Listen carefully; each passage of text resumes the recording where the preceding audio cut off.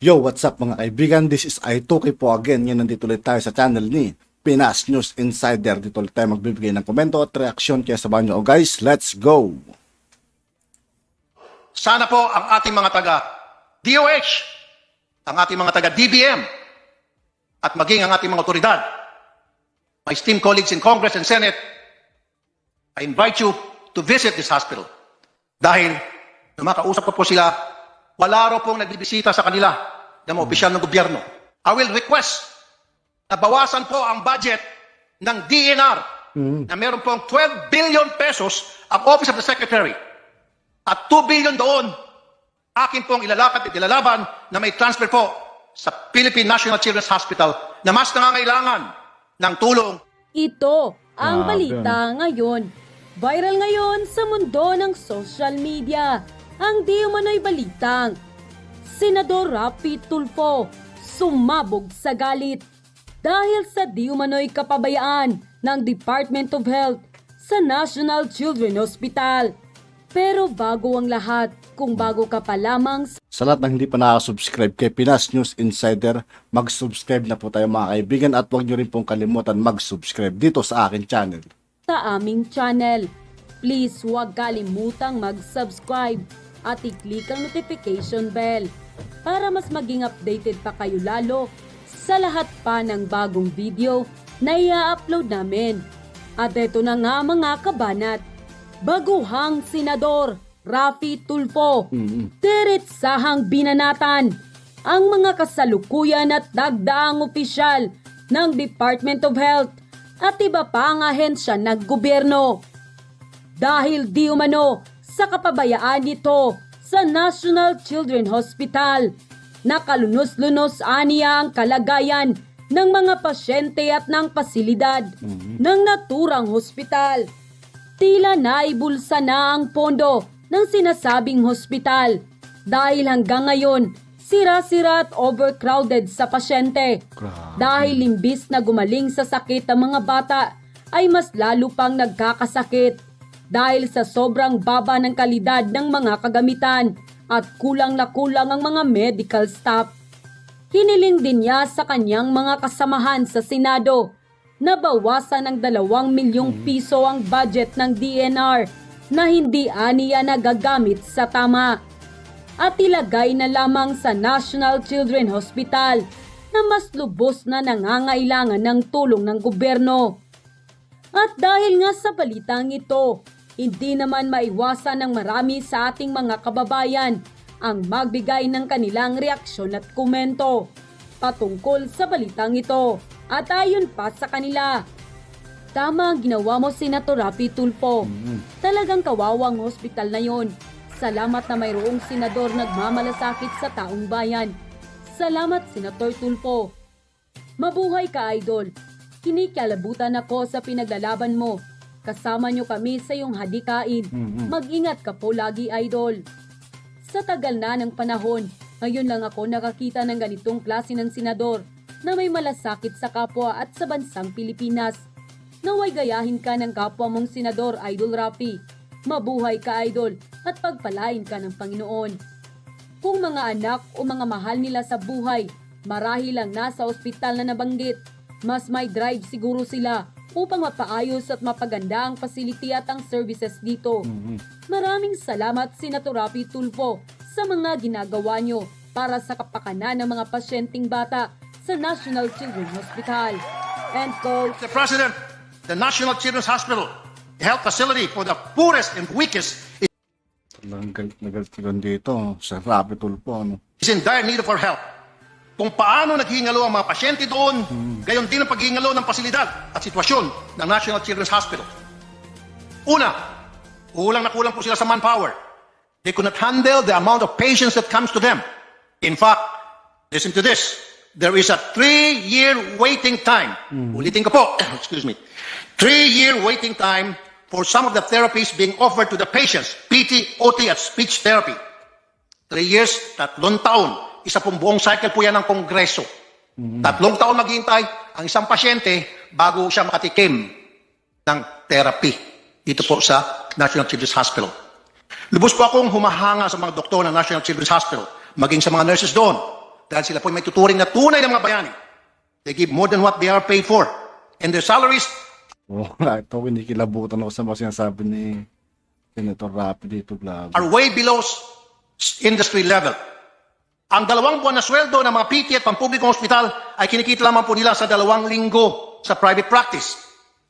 Nobody wants to work in the National Children's Hospital because, of course, there are better opportunities out there. Pero dahil sa pagmamahal at malasakit sa mga bata at pamilya doon, ang mga frontliners ng NCH ay natitiis. It is true patriotism at work.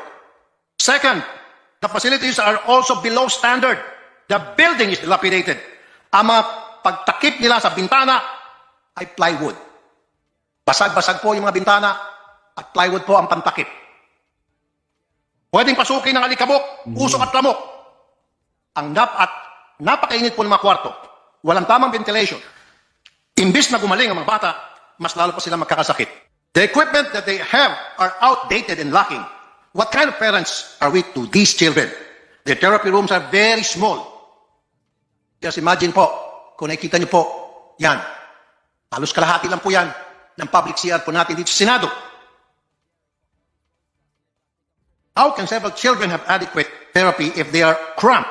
According to the doctors there, ideally, the entire floor should be for therapy. But they're reduced to that 1 room for all patients. So instead of getting therapy 2 to 3 times a week at the hospital, the parents are just instructed to continue the therapy at home. Ang nangyari, do it yourself. Ang medical attention na nabibigay sa mga bata. Mr. President, the situation of the National Children's Hospital when I visited them before I became a senator has not improved. Lalong lumala pa po. I'm wondering what has happened to their budget. Their budget has increased, but is it being spent well? Will it be spent well?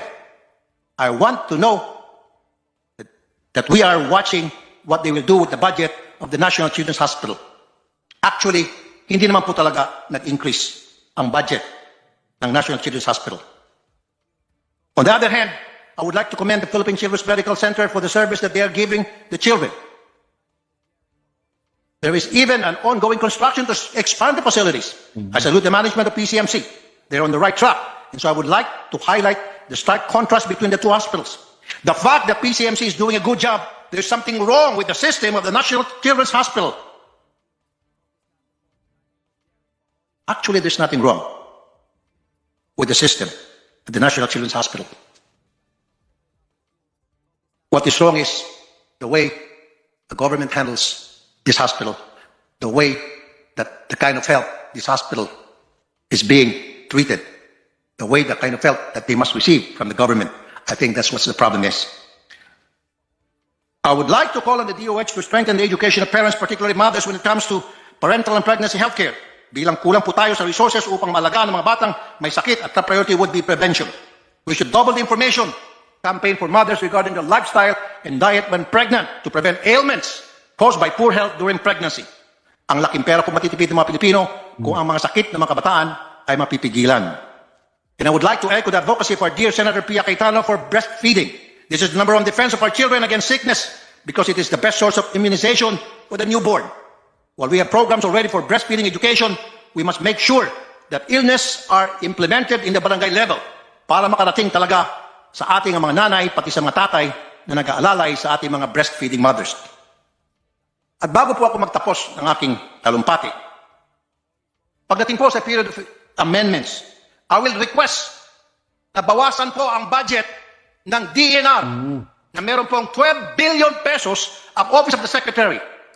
At 2 billion doon. Grabe, ramdam na ramdam mo yung galit ni Senator Turco rito. Akin pong ilalakad at ilalaban na may transfer po sa Philippine National Children's Hospital na mas nangangailangan ng tulong. Sana po ang ating mga taga-DOH, ang ating mga taga-DBM, at maging ang ating mga otoridad. My esteemed colleagues in Congress and Senate, I invite you to visit this hospital. Dahil, nung makausap ko po sila, wala raw pong nagbibisita sa kanila ng mga opisyal ng gobyerno. Marami na pong bumibisita sa Philippine Children Medical Center. Marami pong sumusuporta doon. As a matter of fact, I was told na recently they received 100 million pesos assistance fund from the government. Meron silang malasakit center.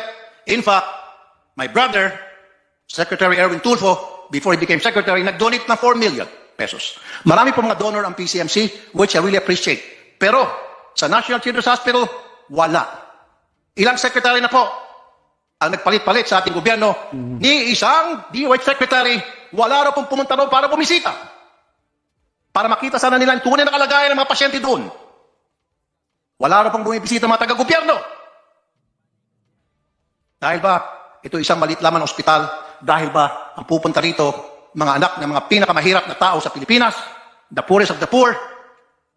I challenge the DOH, the DBM, and all my esteemed colleagues. Sana po, kung meron kayong panahon, bisitahin niyo po para makita niyo naman po kung gaano kalunos-lunos ang kalagayan ng mga pasyente doon. Like I already said sa speech ko kanina, hindi ko po kinaya, halos mapaiyak po ako nung pumasok po ako sa isang ward and I saw this kid, 6 years old, dying, already sentenced to death, stage 4 cancer. Tawa-awa po. At makikita ko po, yung dingding nila, butas-butas, tumutulo, ang bintana, God.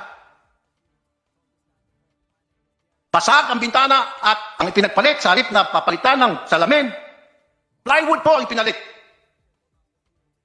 At yung ibang bintana na talaga hindi naman remedyohan, nilagyan po ng kurtina, na kurtina pinaglipasan ng panahon na hindi pa napaglabhan. Ganun po, kawa-awa yung National Children's Hospital. That's why, inuulit ko po, ipaglalaban ko po, nagbawasan ang budget ng DNR na para sa akin maraming pagkukulang. 10 billion para sa Office of the Secretary and 2 billion support for the operation. Another 2 billion which is 12 billion. So 2 billion po ang dapat mabawas sa DNR at yan po ay may transfer sa National Children's Hospital na mas nangangailangan po ng tulong dahil dito po yung mga inosenteng anghel ang dapat natin matulungan sa perang yan. At yun na nga mga kababayan, Grabe yung galit ni Tulfo. Naramdam ko talaga. Grabe. At yun nga po mga kaibigan, dito magtatapos ang ating reaction video. Muli ako po si I2K ng Sundalo ng Dunggalo at 811. Maraming salamat sa patuloy na pagsuporta. Yeah, peace out.